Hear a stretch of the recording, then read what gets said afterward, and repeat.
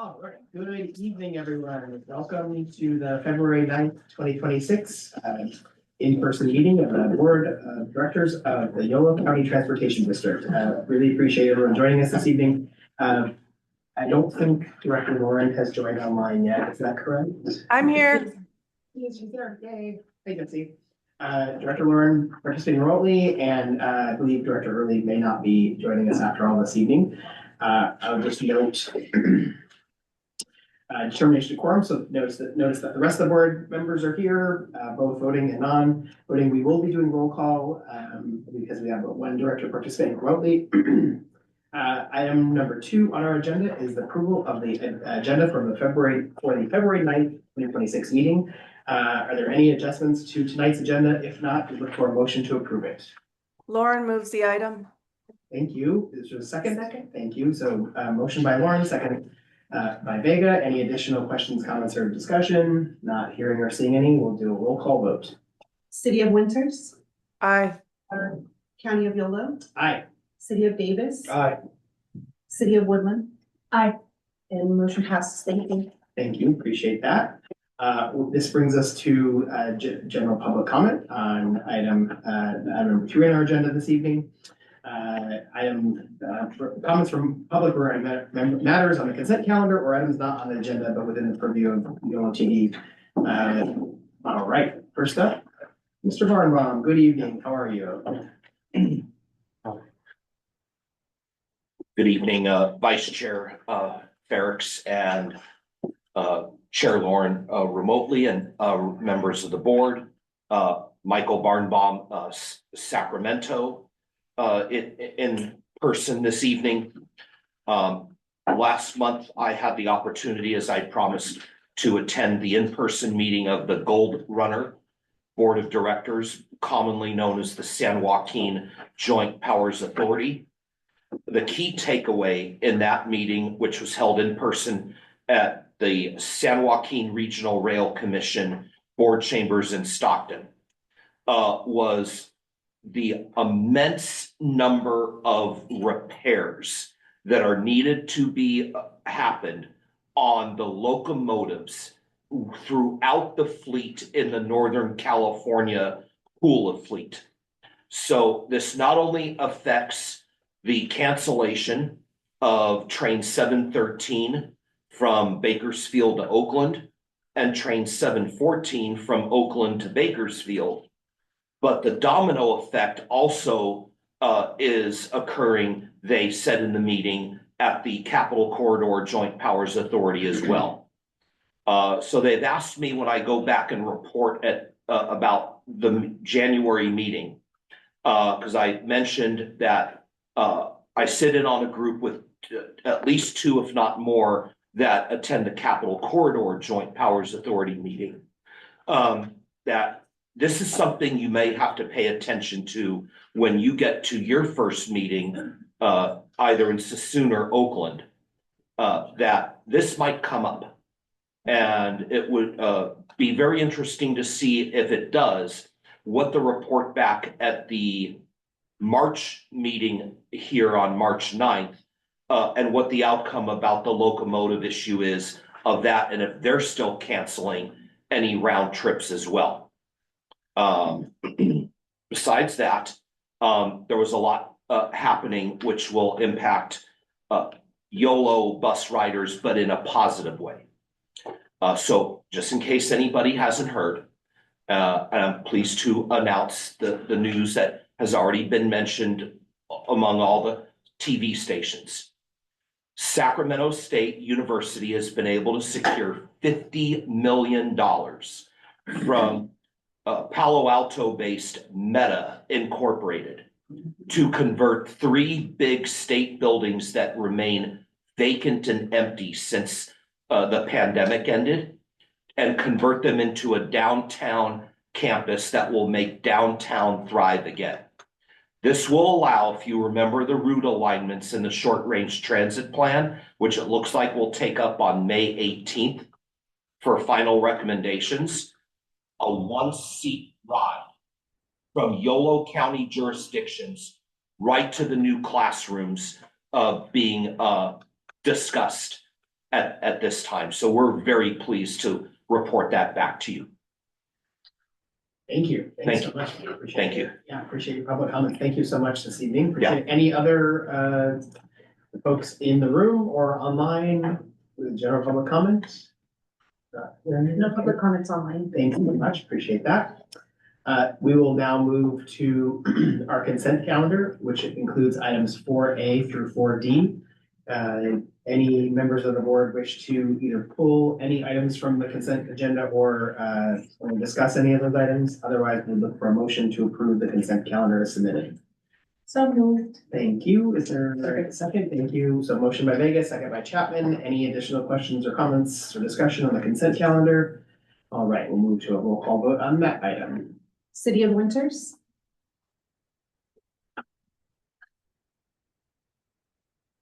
I think you might be on mute. Jesse? Aye.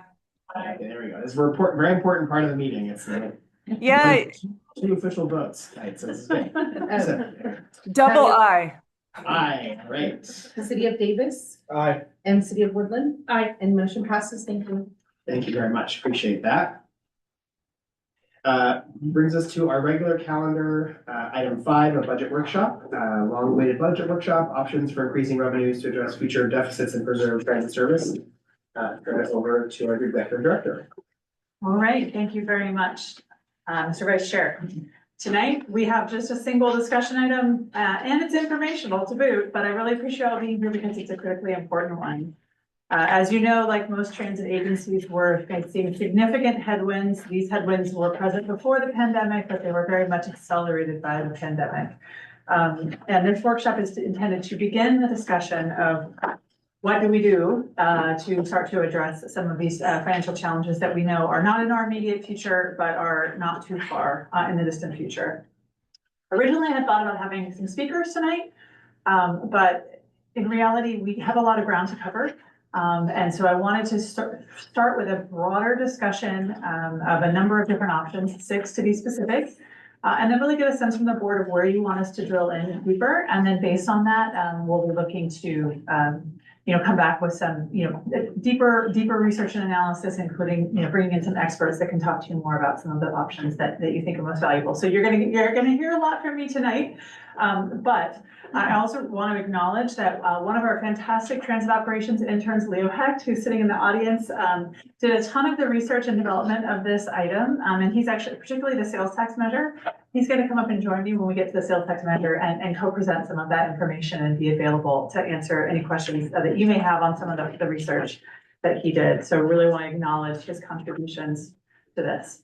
So with that, let's jump in. We have a lot of slides. There's a lot of slides in the packet. I am not going to go through every slide in detail because that would be a lot of talking from me. But we're, again, happy to answer questions on anything that's in there. I'm going to try to kind of hit the high points and then really see where you want to go with this conversation. So next slide.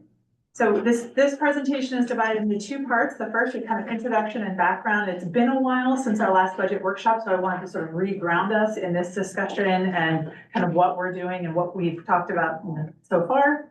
And then next slide, then we'll get into the 6 different options that are on that we have for discussion tonight. And they're listed here, and I'm not going to go through them because you're going to hear a lot about them in the next few minutes. So jumping right into introduction and background, you can go ahead to the next slide, Janine. So as you recall, during our, not this year's budget process, but last year's budget process, there was a lot of conversation about the need to really broaden and deepen our understanding of our funding sources and our budgeting process, explore options to address future deficits, and really kind of first and foremost, promote learning. We have a number of folks who are relatively new to this board. So promote learning so that we have a common understanding of kind of what our fiscal situation is and what some of the options are, and then use that as a basis for setting direction. Where do we go from here in terms of looking at options to increase revenue, as well as, if we are not able to increase revenue, what do we do as far as addressing those deficits. So the board approved 3 workshops. The first was in May, an overview of major funding sources.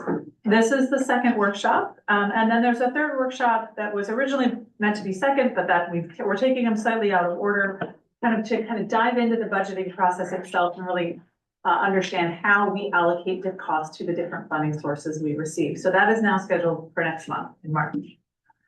Next slide. So just to remind you, we had some guest speakers here in May. That's their lovely faces, and it was really great of them to make time to be here with us. And I'll hit a couple of the high points from that workshop. So going to the next slide. First, we heard about transportation revenues for roads and transit are projected to decline. In fact, they've been declining for quite some time. The gas tax, both state and federally, it's not indexed to inflation. And of course, with inflation going up, its spending power has gone down. That is now amplified by our transition to electric vehicles, which of course don't pay gas taxes, right? And it's a wonderful, it's a good problem to have that's projected to decline over the years as we go through this transition to EVs. But it does mean that source of funding is going to, the decline in that funding is going to accelerate. Next slide. For our TDA revenues, our Transportation Development Act revenues, this just kind of gives you a sense of that. So the State Transit Assistance Fund, which is the one that is 100% for transit, that's based on the diesel gas tax, which is declining. ARB has already implemented some fairly strong regulations to encourage the trucking industry to get away from diesel. And so we have seen that revenue source declining somewhat dramatically in recent years, and that's projected to continue. Now for the LTF, that's a sales tax. And so it's kind of a mixed outlook as far as where that goes in the future. You also heard about the Transit Transformation Task Force. I'm going to come back to that in a little bit, but just a reminder, this was part of the state's bailout for transit, the sort of short-term bailout under SB 125, created this task force that was meant to kind of set a charter path forward for how we kind of make transit more sustainable long-term here in California. We heard a lot of talk about that at that workshop. So that's kind of just a brief recap of the first workshop that we had. Next, I want to talk a little bit about YoloTD's future deficit, because as we start to talk about this conversation, what are we really talking about when we talk about a future deficit? So we have a 5-year outlook, which is the very hard to read slide that's after this. I won't go into it, but was adopted in June 2025. That budget shows over the 5-year outlook, we're able to meet we're able to maintain service with the funding that we have, really relying on one-time recovery funds and accumulated savings to do that. However, there's a couple of really important caveats with that 5-year outlook, which one, it does not account for the increased costs of our new transit operations contract, because we didn't have a sense of what the order of magnitude that would be. It assumes that fleet replacement and our zero emission transition are entirely funded separately through discretionary grants, particularly given what we now have in terms of the disconnect between the state government and the federal government. We have a state government that's saying, yes, you need to transition to zero emission vehicles. And we have a federal government that says, we're not going to fund any zero emission vehicles, right? That puts us in a very challenging position because we can no longer go after federal funds to meet the state mandate for zero emission vehicles, at least not under this current administration. So that assumption, I think, is significantly eroded given the events of the past year. And our 5-year outlook also assumed that expenses and revenues are growing at the same rate. And as we'll get into tonight, that's a challenging assumption given some of the things we're seeing at the federal level in particular.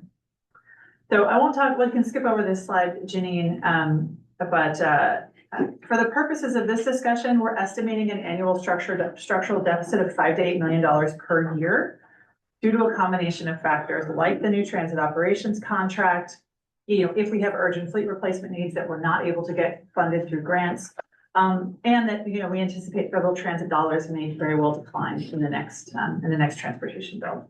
Next slide. So, of course, this is the bummer slide. What happens if our structural deficit is not addressed? Of course, reductions in transit service, and that's why we have our reduction scenarios, right, that we're developing through the short-range transit plan. That's to help guide what those service cuts would look like. It could also delay our transition to a zero emission fleet. Those zero emission buses are very expensive. That in turn could trigger a move where we jeopardize some state funding if we're not meeting those mandates. So it's a tricky situation. And of course, ultimately it could lead to layoffs of frontline workers and administrative staff if we're not able to maintain our current service levels and we have additional deficits to address. So the goals for today's workshop are to explore options for increasing revenue, to identify areas where additional research or exploration is warranted, And then return for future board action and discussion on kind of which options you most want us to pursue. So we're not looking for that direction tonight, but we're really looking to get us to gauge your interest and your sense of which of these may be viable and where you would like us to do more research to come back to you to continue to explore. And then just the last, before we dive into the 6 options, just to give you a sense of what you'll be seeing here. Each of these slides, for each of these options, we wanted to, give you information about how does it work, this mechanism, how much funding do we currently receive, what's the additional range of funding that we may be able to receive, and is it enough to help us address that structural deficit? What does the process look like for getting that funding? And then we've done a kind of what we're calling a qualitative scoring, really to try to get a sense of 3 kind of key factors that we think are important as you're sort of evaluating these options. One is political feasibility. Is this something that's going to fly with wherever the people are that need to decide it? How easy is it to implement? Is it simple? Is it really complex? And then how much revenue, order of magnitude, are we talking about generating here? So we have an example here of selling cookies at bus stops. So if we were to sell cookies at bus stops, we think that's very politically feasible, right? Probably nobody's going to object.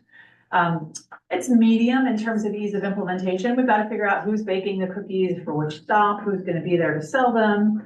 But the revenue generation potential probably somewhat low.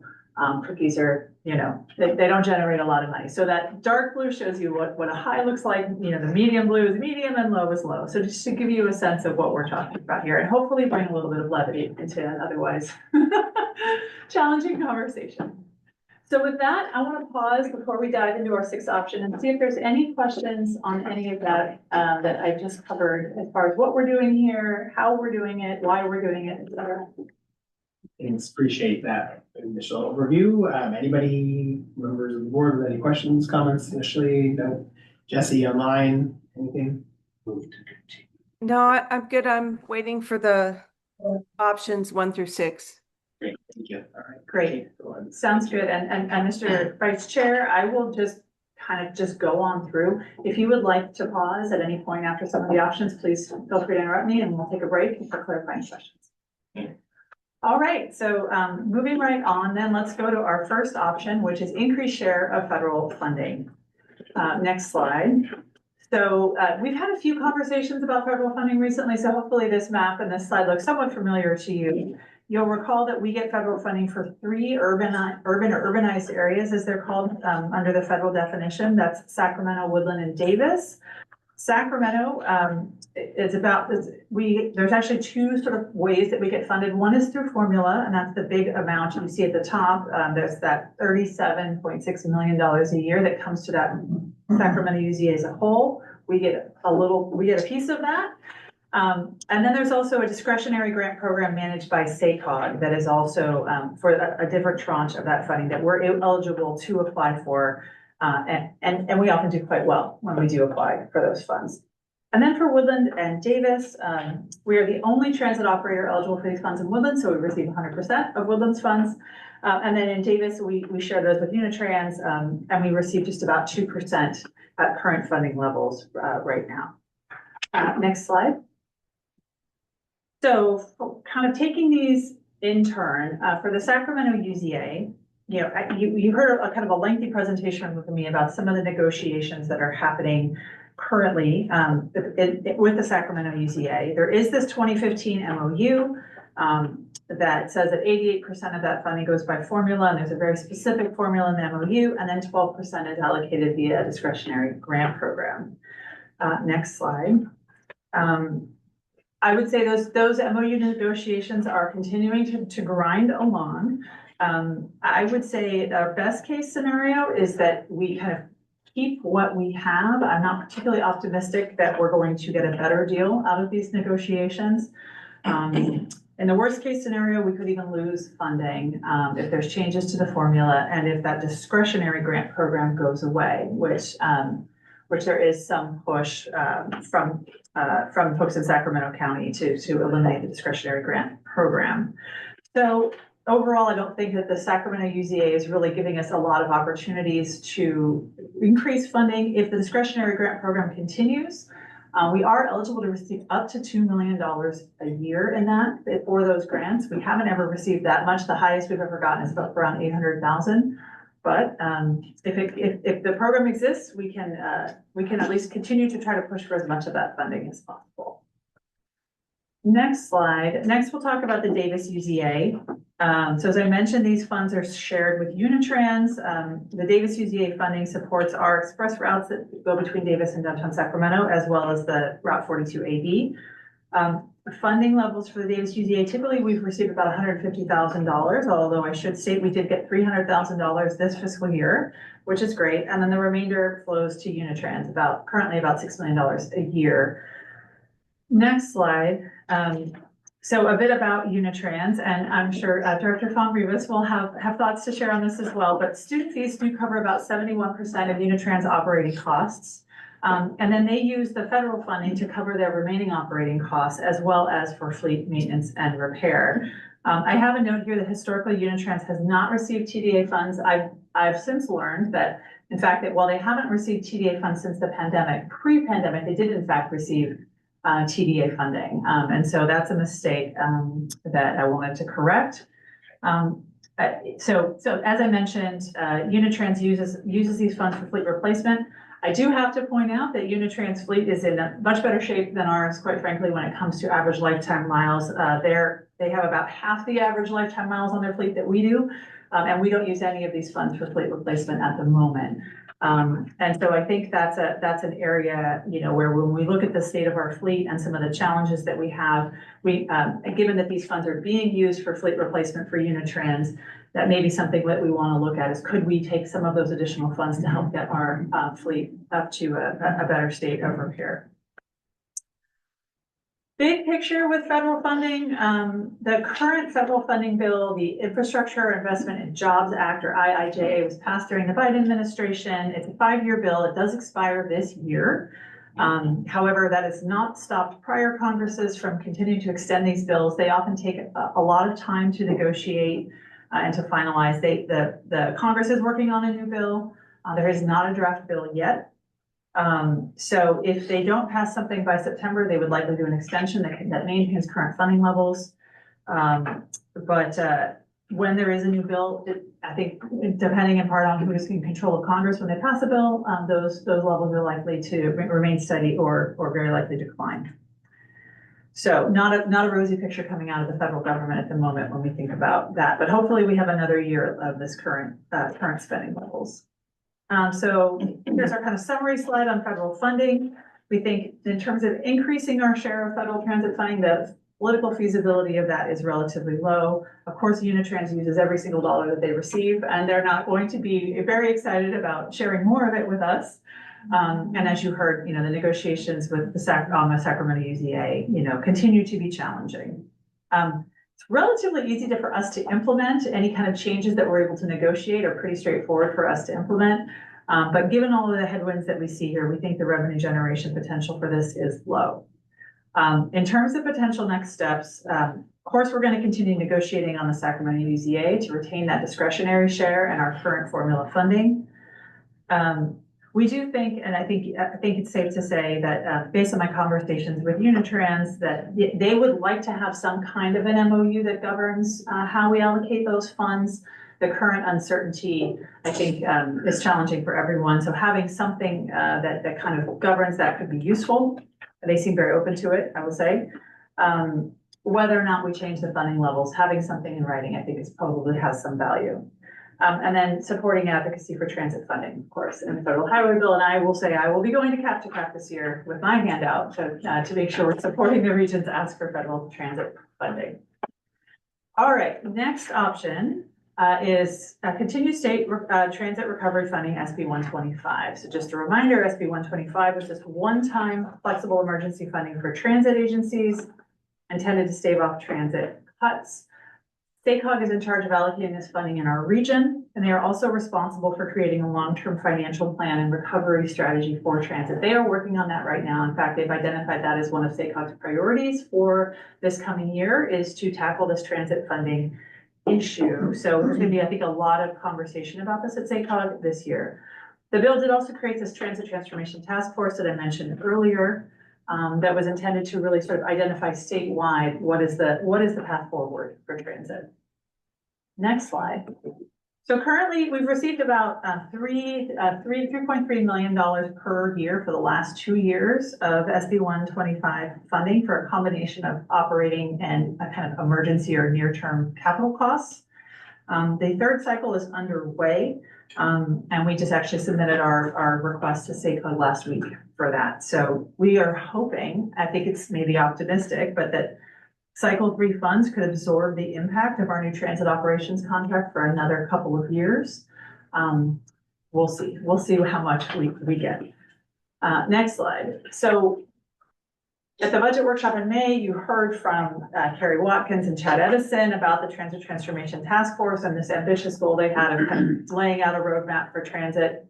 I think the consensus is when they issued their report in December that there was not a clear path forward that was identified by the task force. They had some somewhat general recommendations on implementing new state funding mechanisms, helping transit agencies put measures on the ballot to generate funding, and providing maximum flexibility for use of state transportation funds. So not a great result, I think, in terms of saying, yes, this is the path forward. Support for transit funding, but nothing specific that I think that we can hang our hat on. And I would just say by taking kind of one step deeper on that, the 5-county Bay Area region that includes BART, Muni, VTA, some of the AC Transit, some of the largest transit, Caltrain, some of the largest transit operators facing some of the biggest deficits in California. They have taken this time to put together a 5-county sales tax measure for transit that's going to be on the ballot this November. I think it's safe to say that if that passes, that will take a lot of pressure off of the state to come in and solve the problem. If it doesn't pass, then I think there will be renewed pressure on the state to come in and do something. If anyone saw what BART released last week in terms of their service reduction scenarios, it was quite drastic. So I think, Time for questions in a little bit, yeah. So while we're not part of the Bay Area, I think the Bay Area's push to fix transit, we have benefited from that in the sense that we've received some of those bailout dollars through SB 125, and kudos to them for taking the initiative to try to solve their own problem. But if they do, I think it's unlikely that we'll see additional relief funding from the state. So on this one, just to wrap this one up, in terms of continued state transit recovery funding, I think we're likely to get some additional funding this year that could help us carry us for a couple more years. So that's why I've given it a medium, but over the long term, I don't see the state coming to save us beyond this last cycle 3 of SB 125 funding. It's very easy for us to implement. It's been great working with SACOG on this program, but again, the revenue generation kind of beyond this next couple of years is fairly low. So of course, in terms of next steps, we're gonna advocate for the maximum share of cycle 3 funding that we can get. And we'll support advocacy for renewed state transit funding, should there be some opportunities that exist. So that concludes this option. I'm happy to keep going or pause for clarifying questions. Any board members with any questions or comments right now, clarifying questions? So, Jesse, anything online? I'm good. Thanks, Kate, appreciate it. Yeah, and you can keep going. All right, keep chugging along. All right, next up, BMT mitigation. So I think this board probably knows more about BMT mitigation than just about any countywide transportation agency in the state, in part because our YoloTD project was one of the very first highway projects in the state that had to comply with this new CEQA requirement for BMT mitigation. But just as a reminder, it is all about trying to identify the capacity, the kind of car travel inducing impacts of new development, whether that's a highway project or a housing project or an office project or a retail project, and try to offset those. And transit is a great strategy for trying to reduce VMT. Next slide. So as you all know, we're slated to receive about $5.5 million a year annually, starting in fiscal year 2028 from YoloTD construction capital dollars. Those investments will go for anywhere from 2 to 5 years, depending on the program. And then they may continue beyond that initial mitigation period if there is available full revenue from the Yolo managed lanes to continue funding those mitigation measures. It's important to note that those funds are slated for expansion of transit service, not continuation of existing service. There's also a major expansion of Yolo commute funded through that. Next slide. So yeah, aside from YoloTD, are there other opportunities? Yes, there are. In fact, we've already been in discussions with Caltrans about their I-5 project between Woodland and downtown Sacramento, that the 42AB could receive some funding from that.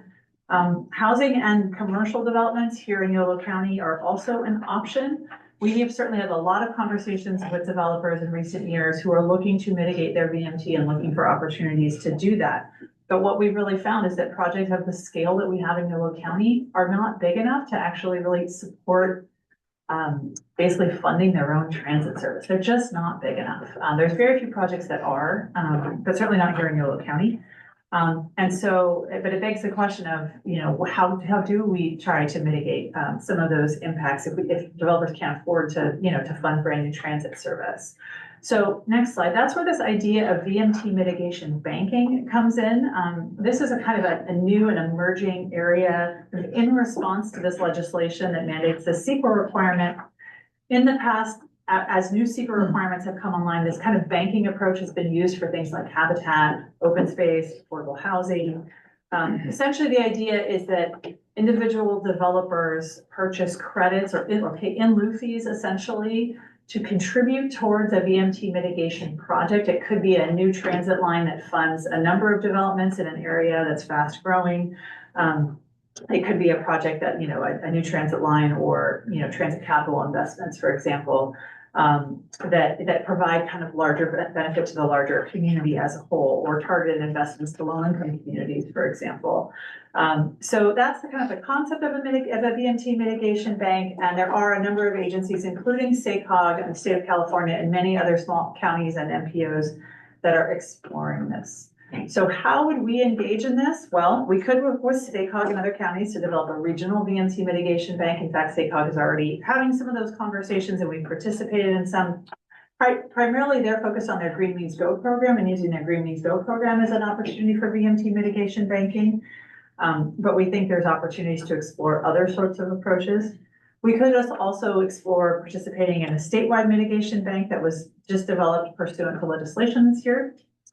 Or we could work to kind of create our own local mitigation programs here in Yolo County to fund kind of Yolo County transportation needs. So to wrap up this one, we think this has got medium political feasibility. Again, it is a new and emerging area. It's not taking money away from anyone else, right? It's really big. I think it's helping to address a problem, which is how do individual developments integrate into the transit network without taking on huge financial burdens that they can't afford. As in terms of ease of implementation, it's low because in order to qualify something as a CEQA mitigation, you do have a certain high bar to meet to pass CEQA muster. So, there would be some, upfront work required to really make sure that we're able to have quantifiable VMT reductions and that we're documenting those. And keeping track of credits, it has some administrative challenges for sure. But we think it's got medium revenue generation potential. Again, really depending on how much jurisdictions here in Yolo County that are approving development are really interested in embracing something like this. So if this was something that was of interest to the board, next steps could be researching best practices and emerging models and kind of engaging in collaborative conversations with those regional and statewide banks that are under development.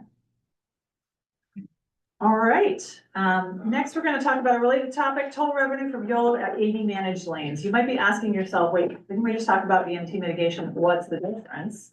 Well, great question. So I'm going to try to answer that right now. So in terms of toll revenue, the project, when it opens, the YoloTD project is expected to generate anywhere between $14 and $26 million per year in gross revenue when the lanes open, and that's projected to grow over time. Next slide. So net excess toll revenue is this idea that after all operating expenses are met, and that includes VMT mitigation, there may be additional toll revenue left over that could be invested flexibly in kind of in ways that's really up to the Carta board to decide. So after meeting our VMT mitigation obligations, there could be additional funding available that, again, would be up to the Carta board to decide how they would want to spend that. How much net excess toll revenue is available, we don't know. Right now, we have these gross revenue estimates. We are waiting, there's a couple of major cost drivers for the Carta budget that are kind of under procurement right now. So we'll have a better sense of Carta's actual budget once those things are in place, probably a year from now. But also there are startup loans that Carta is taking on in order to fund operations until toll revenue toll service is underway. So paying those off is going to, I think, take a lot of net excess toll revenue until for the time being. So I think it's unlikely that we'll really be seeing much, if any, net excess toll revenue before at least 2035. Is my prediction. That this is not something that's really going to help us out in the near term, but over the long term could potentially be a significant source of revenue for Yolo County. So as you see, I have this as high political feasibility. The way that the Carta is structured, Yolo's representation on the Carta board will have a lot of discretion over how those dollars are spent. Relatively straightforward to implement, but for the near term, low revenue generation potential, not enough to help us get, I think, to meet our structural deficit in the near term. And of course, we'll continue to engage with Carta to help shape the funding waterfall in the future. All right, Mr. Chair, would you like me to keep on moving, or do you want to pause for questions? Well, are there any questions, Jesse, online, or anyone here? I did have a clarifying question for the VMT mitigation bank. I believe Autumn said that none of the developments in Yolo were quite large enough. So I was wondering if there was a qualifying size of development. I think it depends. Where I've seen this, where I've actually seen developments do their own transit service, it's really, we're talking like 15,000 units and above, like that sort of very large projects of the magnitude that we really don't see here in Yolo County. Thank you. Yeah, we appreciate that. Any others here in the room? If not, we're gonna actually keep going. Thank you. Yeah. Okay, so our next measure, we've got two left. First is increased share of LTF funding. So what is LTF? There's a little alphabet soup, a sidebar on this slide for those who are wondering. But LTF is the Local Transportation Fund. It's California's largest transit funding program. It provides for public transit planning and operations, as well as coordination between transit providers. It's derived from a quarter-cent sales tax, and all revenues are returned to the originating county. Yolo County's funds are administered by SACOG. There is what we call the small county loophole, which is that for counties under 500,000 in population, they can use their LTF for local streets and roads if all transit needs are met. And that determination is made annually through public hearings administered by SACOG called the Unmet Transit Needs Process. This allows non-transit spending, but requires proving no unmet transit needs exist. This chart shows you the LTF allocations for this year. This is taken straight out of the adopted budget. It's just slightly reformatted. So you can see overall there's about $14 million in LTF available for Yolo County this year. YoloTD used about 7.5 million, and the remaining amount, about 60%, retained by the jurisdictions here in Yolo County for their uses. Next slide. So it's really important to acknowledge that there are important competing priorities here in Yolo County. Road rehabilitation is critically underfunded in Yolo County, as with many rural counties. Our 2018 capital improvement plan estimated the need at about $40 million per year. And that was in 2018 to maintain all the roads in a state of good repair. Most jurisdictions in Yolo County rely upon LTF as one of the primary sources of funding for their annual road rehabilitation budget. LTF also funds ride sharing in the form of West Sacramento On Demand, and also complete streets projects in YoloTD jurisdictions. So these are by no means dollars that are sitting around gathering dust. They are being used to fund other critical priorities in our county. As we think about LTF, LTF has gone up. We're at about 24% above where we were in 2012. But we have not, it's lagged behind the rest of the region in terms of recovery from the pandemic. So it dropped at the beginning of the pandemic, kind of rose quickly, and then it's dropped again. But we are, you know, the rate of growth here is slower than it is for the rest of the region. And you have to ask SACOG why that is. Their growth is not where we would like it to be, I'll put it that way. Next slide. So who decides how to allocate LTF? Well, it is a complicated answer. The YoloTD Board of Directors and the City of Davis, which oversees funding for Unitrans, some of the funding for Unitrans, have discretion over how much LTF to claim for transit. If YoloTD and the City of Davis don't claim all available LTF for transit, SACOG can make that determination, as they have every year, that there's no unmet transit needs and cities can apply to claim those excess funds. There is a question, an open question, I would say, about what if we do reduce transit service to preserve funding for road rehabilitation, is that consistent with SACOG's LTF guidelines and or the TDA statute itself? The answer is I don't know the answer to that question. But that is a question that I think we may want to wrestle with. So where does that all leave us with regard to LTF funding? Well, politically, I think it's very challenging to think about taking more LTF to meet YoloTD's needs, given the very real competing needs that our jurisdictions have for those dollars. It's fairly easy for us to implement, and it is a high revenue generation potential. So, you know, in terms of if the board, depending on the board's interest in pursuing this further, we can talk to jurisdictions about the impact of reducing available LTF and what other sources they would have of funding or what impact it would have on them if we were to take additional LTF to maintain our service. We can also coordinate with SACOG to understand from their perspective what the implications are for the unmet transit needs process if we do indeed cut service. Next slide. Next we're going to talk about a transportation sales tax measure. And for this, I'm going to invite Leo Hex to come up and join me here at the podium. Welcome, Leo. And while he's coming, I just want to say, so Leo is a recent graduate of UC Davis and just has been a fantastic presence here since August, and very grateful to have had all of his smarts on this project. So I'm going to turn it over to Leo to kick us off on this item, and then he'll hand it back to me. Thank you, Autumn. Good evening, everyone. So, countywide sales taxes, let's get into it.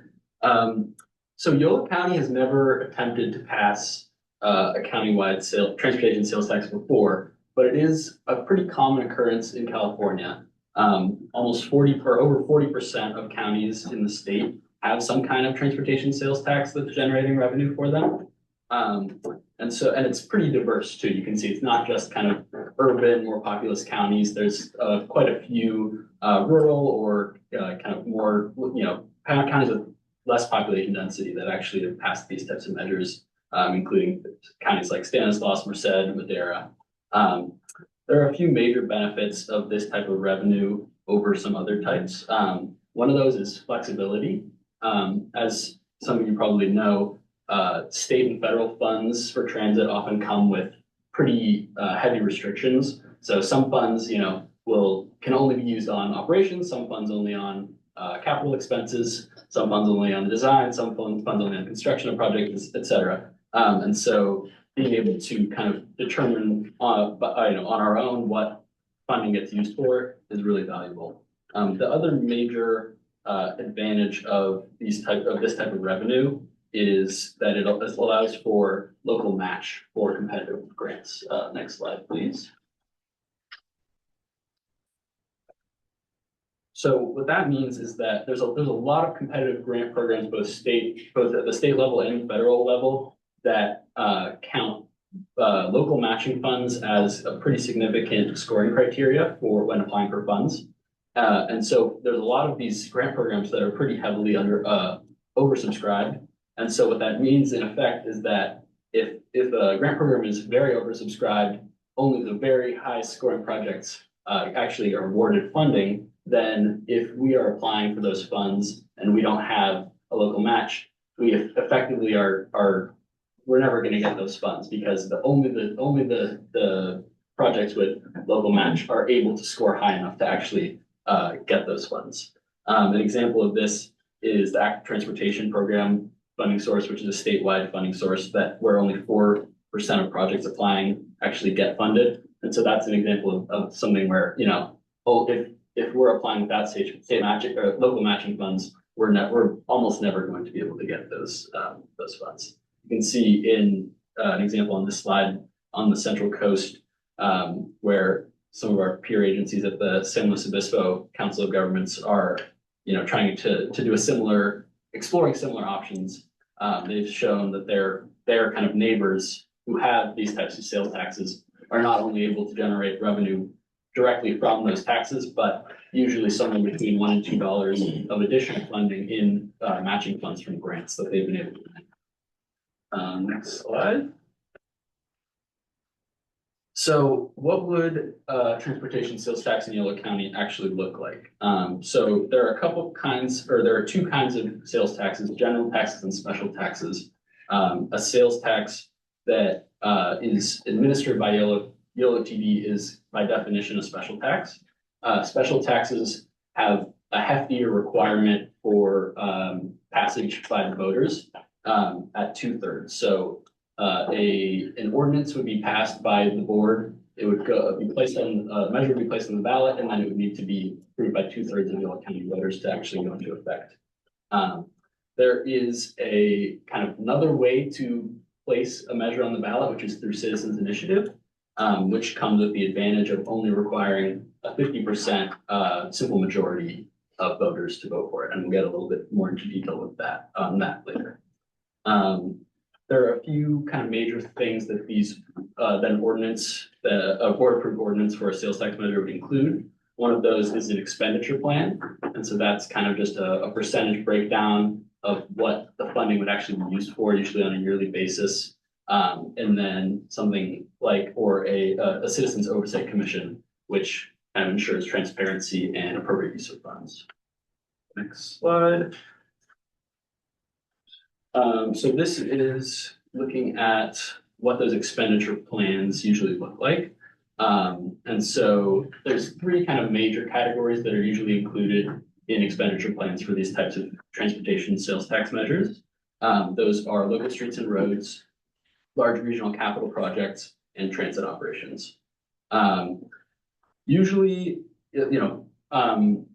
jurisdictions have, or, transportation authorities have pretty, a lot of flexibility in how they determine, in how they want to structure their expenditure plan. And so different counties have wildly different looking expenditure plans, although the majority of them, I will say, put the majority of funding towards local streets and roads, and often capital projects, regional capital projects is the second most funded category, with usually transit operations being a smaller piece of the pie. But that's not to say that there aren't counties, usually more urban counties, or on the coast, that have put more, majority of their funding towards transit directly. Moving on to Thank you so much, Leo. So I'm gonna jump in here and talk about some specifics about what this could look like here in Yolo County. So going to the next slide, what could a measure fund in Yolo County? Clearly, local streets and roads, I think, would be a very high priority for a measure here in Yolo County. Most do a kind of what's called like a return to source, where a percentage of the revenue is returned to that jurisdiction that generated the revenue. There's also different configurations where it could also be based also on like not just revenue generated, but also, lane miles that are managed by the agency, et cetera. But I think that would be a major area that we would want to fund. Capital projects, as Leo alluded to, we here in Yolo County, we struggle to have a local match that allows us to compete for projects. Here for YoloTD, it could be projects like the Woodland to Davis Bike Trail or the Esparta to Madison Bike Trail. But also I know Yolo County and the cities have their own priority projects that, that would be well served by having a local source of capital match that they could then use to go and compete for those state and federal funds. And then finally, transit. A portion of revenue could go directly to transit operations and capital, or it could go to member jurisdictions for local streets and roads while freeing up TDA funding to be used for transit, which is its primary purpose. Next slide. So how much revenue would we generate annually? This just gives you a breakdown. A quarter cent sales tax here would generate about $14.4 million countywide. Half cent would be about $29 million countywide. Next slide. Could local sales tax revenue replace TDA for local streets and roads? Yes, it could. A half cent tax would generate enough revenue to entirely replace the TDA funds that are currently retained locally, while also leaving an additional $20.5 million countywide for those investments in capital projects, active transportation, whatever those may be. A quarter cent tax would generate enough revenue to offset TDA in some but not all Yolo County jurisdictions. And this just has to do with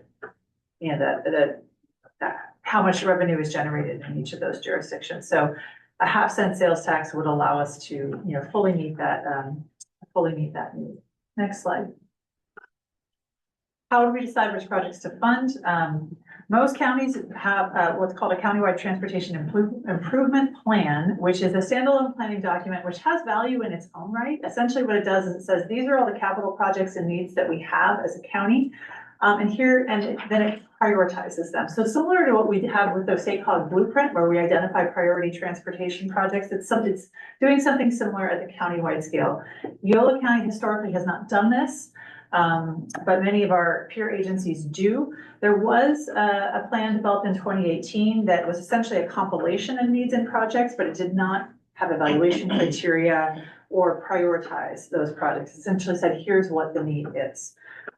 So one step we could take is to develop a countywide transportation improvement plan. And in fact, we've been kind of looking at exploring options for what it would take to do that. And it's something, in fact, that some of our congressional delegations actually asked us to do in the past. Like, why isn't there a prioritized list of projects for Yolo County? My other counties give this to me. How come I don't have this for Yolo County? So it's something that could have value in its own right, but it also is a helpful step towards a sales tax measure if that's something the board wanted to explore further. So political considerations, as I've been sort of having conversations with folks, these are some of the questions that have come up. And so I wanted to just kind of put some of these out here.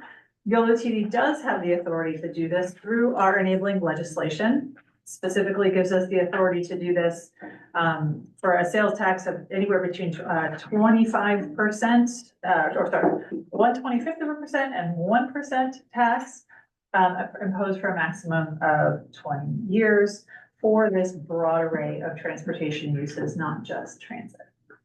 Next slide.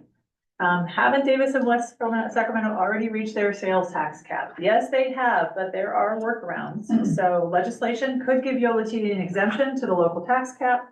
And in fact, many agencies do this. Just this current legislative session, San Luis Obispo and Monterey Salinas Transit District did this. And last year, the Santa Cruz Metro did this. So it's a fairly common thing to do to go around the cap. Next slide.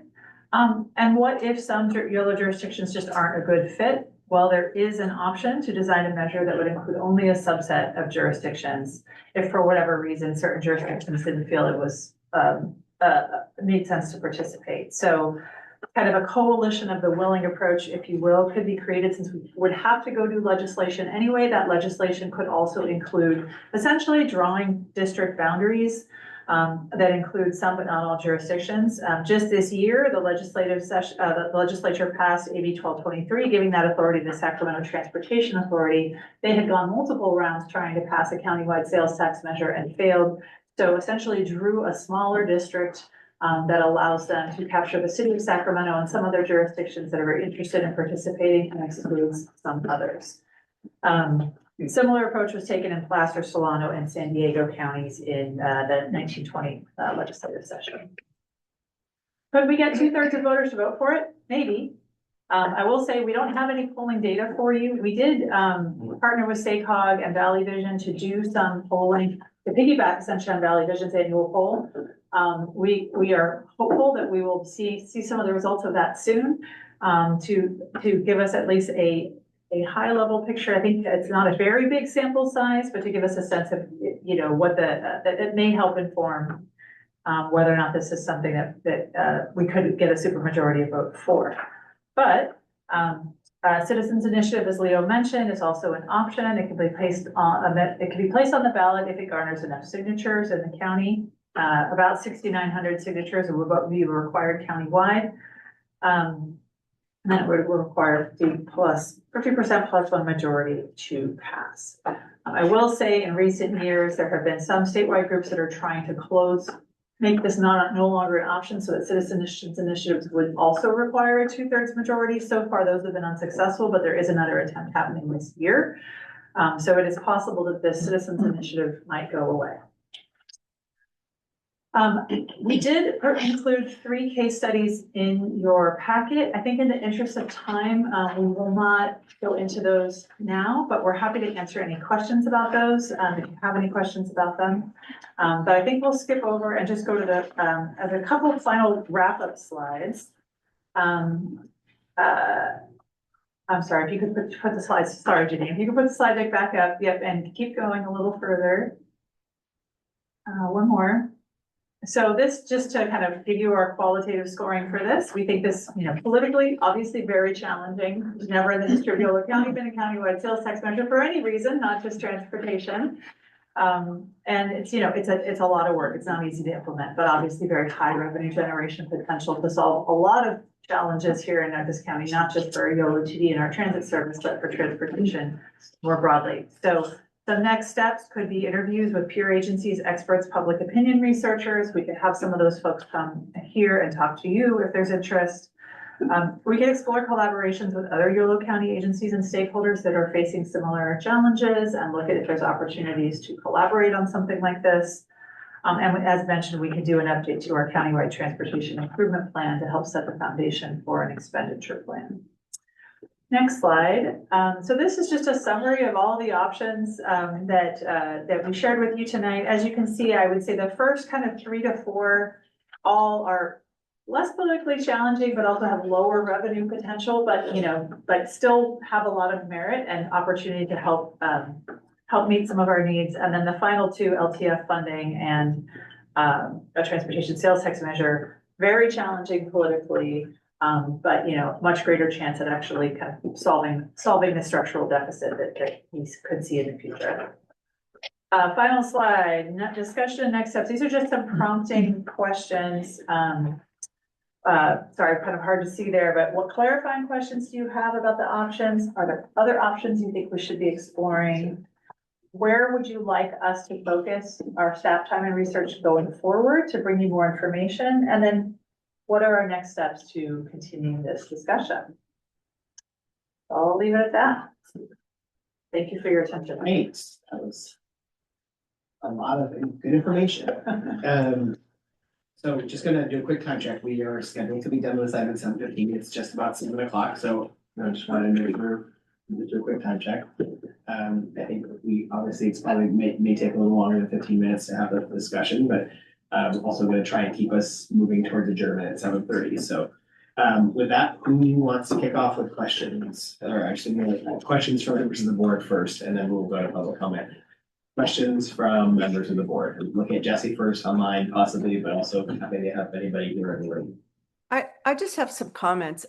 First, when we hired our city manager, Jeremy Craig from Vacaville, he said that one of the things that he was surprised about in Winners is that all the transit money didn't go to transit. But Autumn reminded me that there's, I think, what was it, 50,000? No, whatever that was the line for, population. Their population is 103,000 or something like that, or maybe a little bit higher. So that's probably why they used it that way. I've always been interested in trying to increase it. And, but at the same time, if we looked into increasing it that way, I would want to also look into SACOG's revenue or offerings to get money for improving the like stated good repair and good pavement.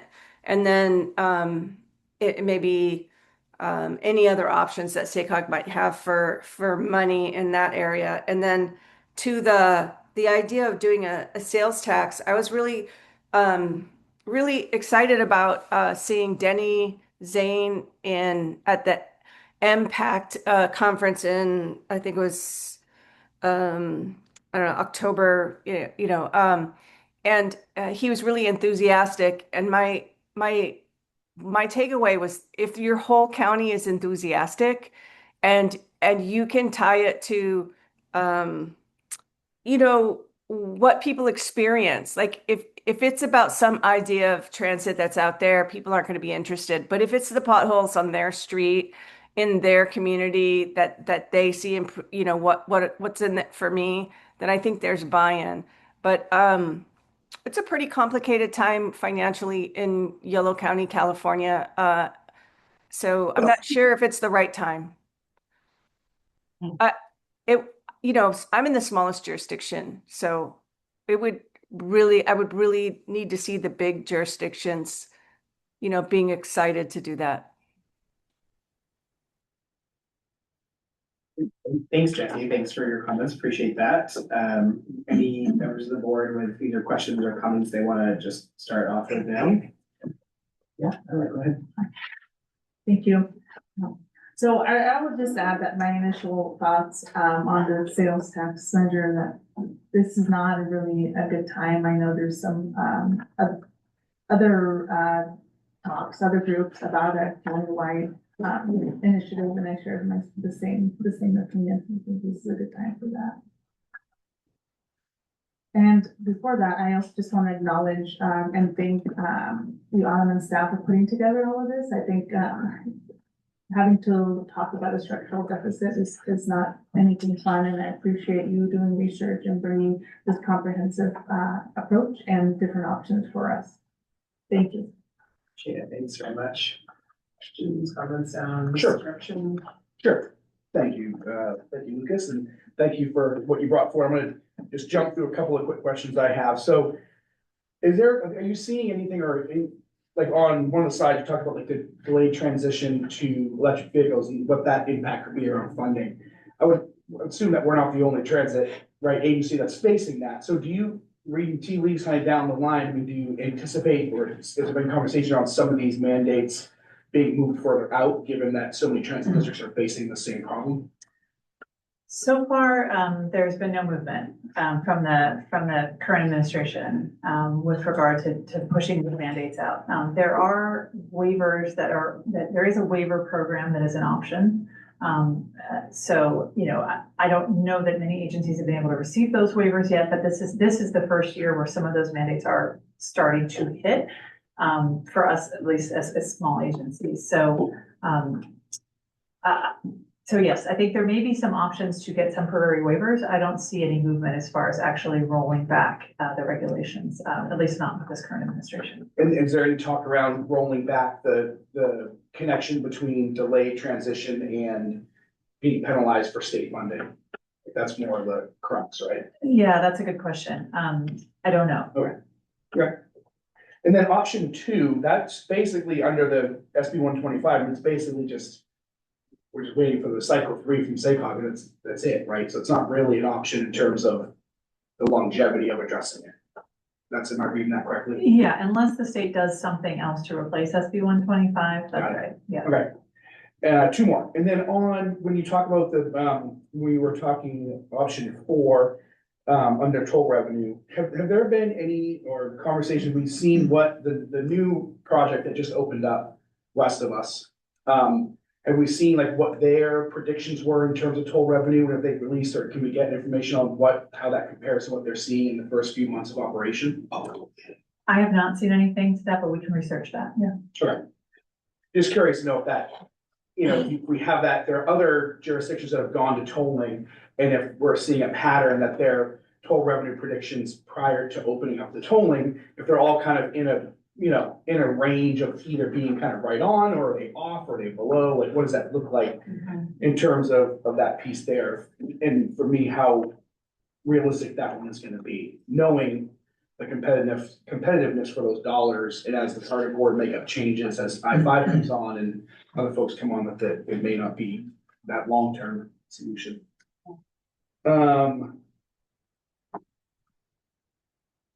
Oh, and then what are the challenges to specific mitigation banks just for Yolo County?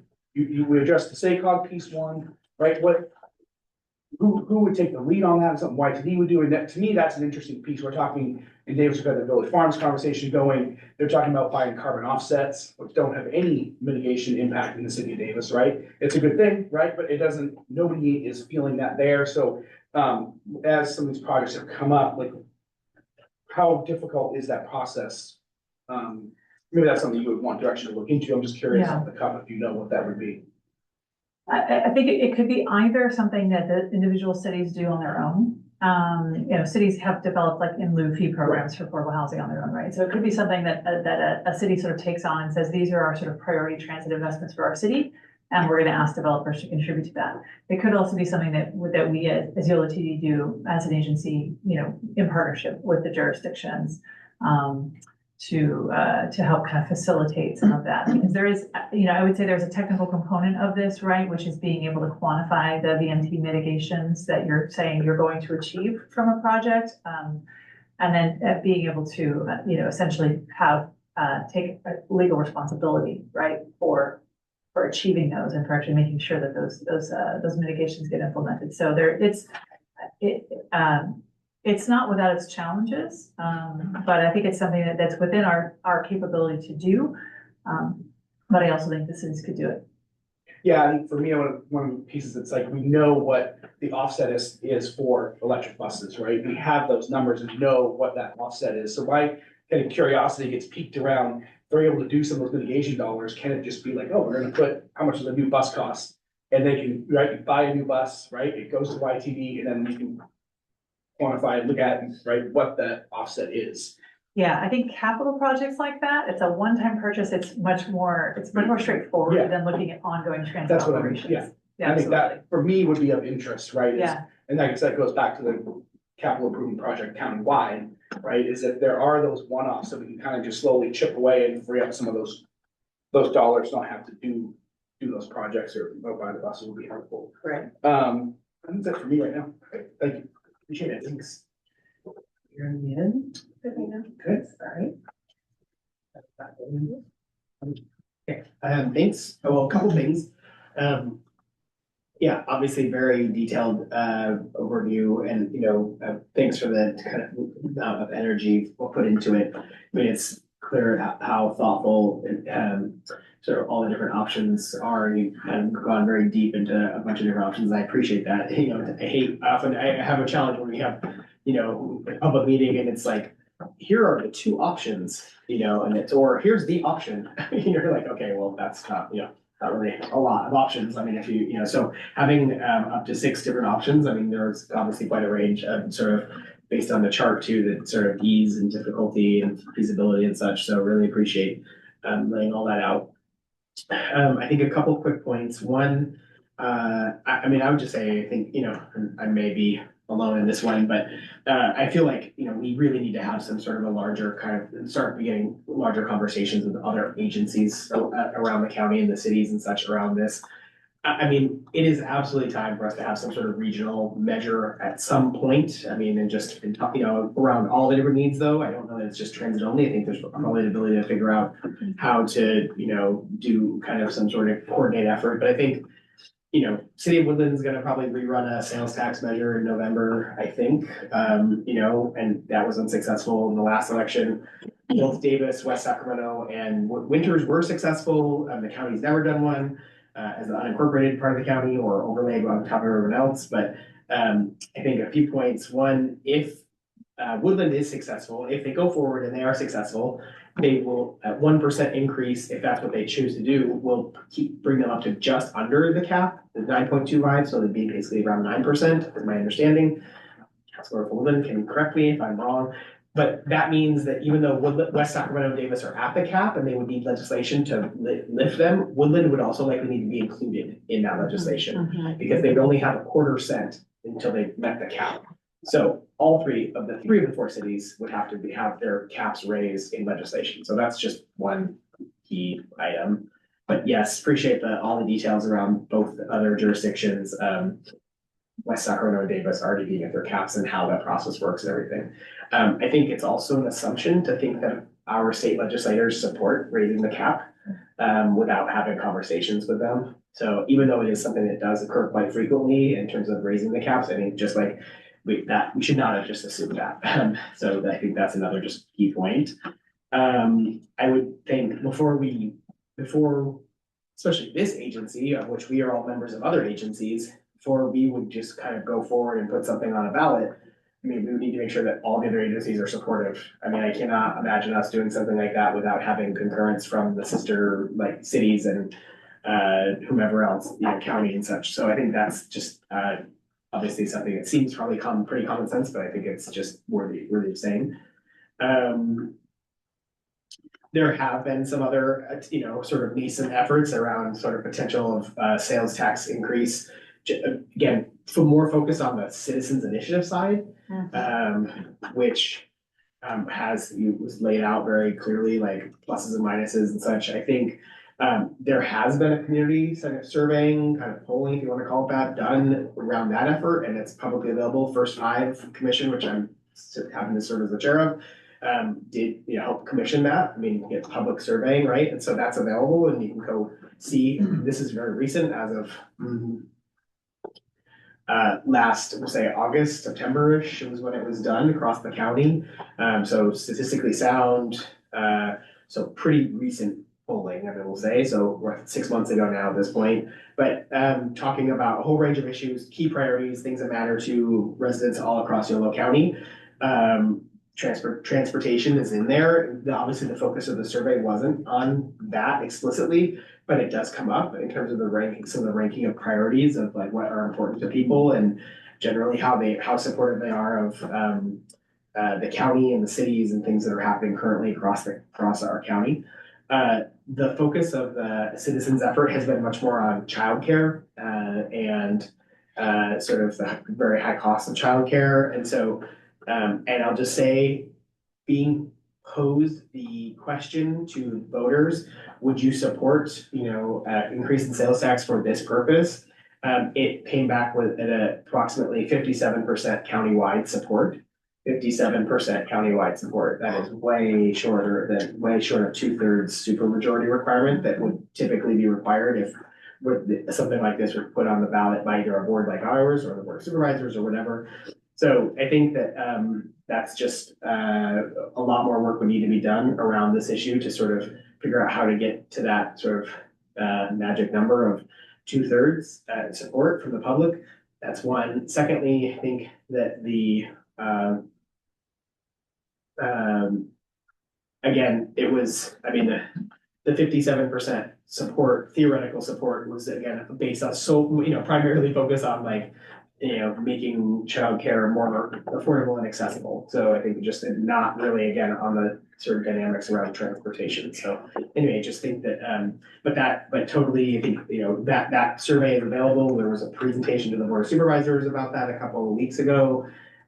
There's been a couple of presentations over the course of the last few months in different venues around it. So I think it's there. And so it would serve as a good kind of like, marker in this, marker to sort of just see where the point in time kind of discussion about where people stand on a variety of issues across the county. Obviously, also then citizens initiative. I mean, that it's one thing for a board like ours to decide to put something like that on the ballot, and then get a 2/3. A citizens initiative process is just a lot. It's a lot. The 6,900 that's I think it's a little low in terms of the number of signatures required. I mean, it's a certain percentage based on the based on a percentage of who voted in the last election, but it's also that's the 6,900 are basically the valid signatures. So you got to go get 8,000, 9,000, 10,000 signatures to make sure that the 6,900 are actually valid. Sometimes people don't necessarily recall where they live, I guess, when they're signing those petitions. But so I think that is another component as well. And just a little, not quibbling with the base number, but got to kind of up the numbers by a decent amount just in order to ensure that the base number is a valid number, because it would be really sad to go through that entire process of gathering nearly 7,000 signatures and then fall short, based on not having enough valid signatures, so. And then, I think those are the main items at the moment. I mean, I think just really appreciate the case studies essentially from some of these different kind of other self-help counties. I mean, I've often thought that, Yolo should consider, I mean, the benefits of being a self-help county, I think far outweigh the sort of negatives around it. And so have thought we should do something like that in the past, but it's just not, I feel like, again, go back to my very first comment, which is it feels like there's just a real need for kind of bringing folks together at some point to have conversations about, because the county is also separately like having a discussion about hypothetical revenue measures, not anytime, not in 26, probably not even 2028 necessarily, I don't even know. But, you know, again, to talking about the county's needs, or, and that's more like around health and human services. So there's, you know, YTD's needs, there's potential children's needs in general, there's all the individual cities' needs, there's the county's needs. So, I mean, I think that, there's probably an appetite to do something more, you know, when I say regionally, I mean throughout YOLO, but it feels like there's a real need to kind of have, more just, very sort of specific conversations and convenings of folks to sort of figure out what that might all look like. I don't know if there's an ability to kind of, you know, satisfy all of the needs in one sales tax, obviously, increase, but it's just, I feel like there's got to be a real conversation because, you know, like, I know that some of my colleagues on the board of supervisors are very uneasy about the citizens initiative component, which is truly a citizens initiative thing. And like, how did this get decided upon? Who decided this was the need? And once my colleagues on the board of supervisors find out that this board is having this presentation tonight, which I'm perfectly fine with, they're gonna be like, well, how did you all decide that this was the priority? And it's like, well, this is just an idea. And so, and we're all in this kind of similar situation as regional boards, different agencies and boards and such, trying to figure out how to best fund all the needs that we have. So you know, the need for us all to have larger conversations, I think, is a really important item, and I'll end with that. Thanks for my comments. Any other questions at all from any members of the board or comments? Jesse, anything else more online other than want to go to public comment? Go ahead. Thanks, appreciate it. All right, Mike. Okay. Reach through this. Okay, thank you. So took some notes. So there are 6 options for increasing revenue. A public bank is not one of those. We need to talk about forming a public bank. Increased cost for new transit operations contract is of high concern. One SAC-RT operator, formerly a YOLO bus operator, told me last week that the difference in hourly pay is roughly $5 more per hour on the basketball side of the river compared to the baseball side of the river. The Infrastructure Investment Jobs Act of 2021 expires in 2026, and at minimum must continue until a new administration takes office. We must prevent layoffs of frontline workers and administrative staff by any and all means necessary. We should maintain federal funding at current levels and not be optimistic that these will increase. In option 2, the state scenario, we need to get extreme on the progressive side with the state and propose a proposition that mandates transportation funding in the state budget, similar in fashion to what Proposition 98 does for K-12 public education. With regards to BART, the San Francisco Chronicle is reporting that their board will hold an all-day workshop on February 12th. The Chronicle mentioned that if the November ballot measure fails, BART is considering drastic options, including but not limited to completely closing. VMT mitigation banking. Is this where we should talk about a public bank, specifically in March? Policy statement. Toll revenue, including excess toll revenue, must go to YoloTD first to fund transit operations plus other district needs before it goes to roads or other requests. Finally, a sales tax measure is best when citizen organizations place them on the ballot due to the current percentage required for passage. For example, Sacramento Metro Advocates for Rail and Transit, or SMART, led by former Sacramento City Council member Steve Cohn, is potentially looking to place a measure on the ballot in Sacramento County in which only Sacramento City residents would be eligible to vote and participate on November 3rd, 2026. Thank you. Sorry I went too fast. Is there any questions or anything you need clarification on based on what I wrote? And I will just kind of say in closing, selling cookies is not a great idea, but I think we need to bring the juice. Join us in creating excitement. Nice. That's cool. Sounds good. Thank you. You're welcome. Thank you. Okay. Appreciate it. Anything else for the good of order? Are you good?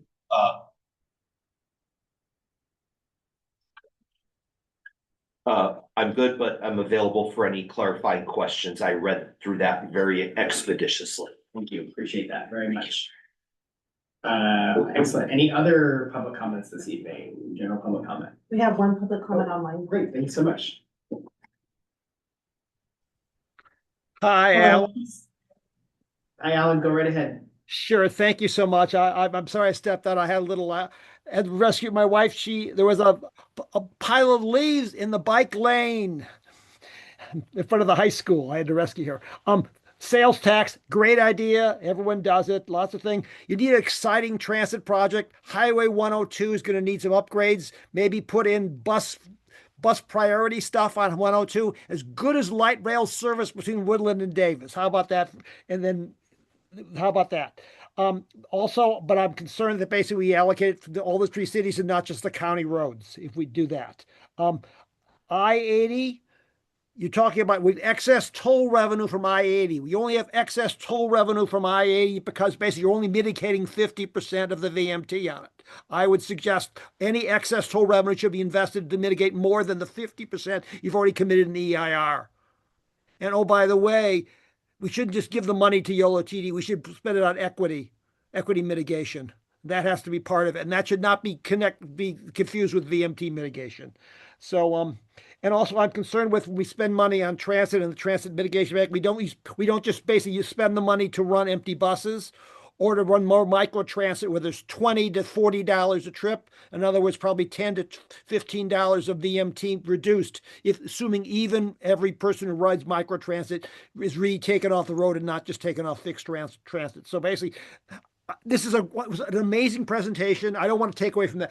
Creative, thorough, I really appreciate that, but I think those are some concerns I have. But thank you for taking this difficult one on. Thank you very much for your comments. Appreciate those. And we're any other final public comment in the room? Otherwise, we're good online. Is that correct? Great. Yes. Thank you so much. All right, bring it back to the board for any additional comments or questions. And also just quickly check in with Autumn as to just we've got a bunch of comments from us. Certainly, I don't know if you heard about any other options you want us to explore per se. Are there other items that you're looking for right now, or any thoughts you have? Check further clarification. I think, we'll have our third budget workshop, and then I think, the informational period ends, and then the kind of what are our next steps, right? And how do we want to start making decisions and providing direction to staff so we can start pursuing some of these options. So I don't think we need to do that tonight, but I just want to stick a pin in that I think that's where we need to get to at the conclusion of this series of budget workshops. So I'll be, potentially with my debrief with the chair and vice chair, after that, we'll be talking about kind of what are the next steps here and how do we bring something back. We appreciate that. Thank you. Okay, that moves us then to item 6 on our agenda, administrative reports. We have items A through D. Any board member verbal reports right now? Jesse, anything online? Board member verbal report. Sugar. Crickets. Okay, got it. Thanks. Okay, appreciate that. Autumn, Executive Director's verbal report. Okay, I want to start with some great news. I'm very pleased to share that we are in line to receive a grant to fund construction of our new Woodland transfer point from State College Mobility Zones program. While the award is not yet official, ours was the highest ranked project in Yolo County by the community committee. There was a few people in that community that had spent time at the county fair mall, and knew that we needed to get out of there, so thank goodness for that. It will go to the State Hog Board of Directors in March, but barring anything unforeseen, we think we're gonna get awarded, so that's great news. We've completed our annual reporting to FTA and State Controller's Office, and we are wrapping up our audit. Sounds like it's easy to say, much harder to do, so our congrats to our finance team and our operations team for getting all that done. It's huge. Last week, we celebrated Transit Equity Day with free rides system-wide. Our latest issue of the Executive Director's Report, which you may have seen, we've reported Beeline on-time performance for the year, showing it month over month. You know, we had some real challenges with Beeline performance mid-year when we were dealing with some issues, and what we've seen is that now on-time performance is back. It's back. We're on time. We're completing rides on time. However, ridership is not back to where it was. You know, which is a reminder that when we start to let people down, when we're not able to pick them up on time, then they make other choices. So we, even though our on-time performance is back, we've still got a ways to go to convince, particularly here in Woodland, our Woodland riders that they should get back on Beeline. Procurement for our transit operations RFP is coming along. We received about 200 questions on the RFP, which is a lot. And got them all answered on time. So interest continues to be strong. Bids are due tomorrow. So we're excited to see how many bids we get, and we'll have a substantive update for you all next month. Our evaluation panel, which many of your staff are serving on, thank you, kicks off its first meeting on Thursday. And that concludes my report. Great, thank you. Any questions for our Executive Director? All right, we'll move to transit report. Julie. All right, mine's super quick. So just a staffing update. Like I said in our last meeting, or last board meeting, we were going to have a class. We currently have a class of 8. They just started last Monday. Most of them have their license, which is great. We have 2 that are in cadetting, so those are with senior operators, and they should be graduating out of cadetting soon. And things are really good next door. Obviously yesterday was Super Bowl, so everybody didn't want to come today to work, but other than that, things have been well. And our team is definitely growing, and we're in a really good place. Thank you. That's great. That's great to hear. Any questions at all for Julian transit updates? Anything? Thank you. Appreciate that update. Really appreciate that. Thank you. Moving to the long range calendar, there's we have that as page 75 in the report, or the packet rather. Got items on our March, April, and May long range calendar ahead of us. Anything else that you know around that item? No, happy to answer any questions on it, or if there's any suggestions for items you'd like to see on the long range. Great. Okay, appreciate that. If there's nothing else for us this evening, we will adjourn the meeting by unanimous consent, or I guess we have to do a roll call vote. Do we have to do a roll call? I don't know, even though. No, we can just. No, we don't. If you have it on the agenda, you approve the agenda. We don't. Perfect. Okay, great. We will stand adjourned to the March 9th, 2026 meeting of the Yolo Transportation District. Thanks so much. February 9th. No, this is February. Yeah, our next is March. I know, I'm usually, I myself am usually off, but no, next month is still March, yes. We will stand adjourned until Monday, March 9th, 2026. Thanks very much, everyone. See you guys. Thank you. Thanks, Jesse. You were talking so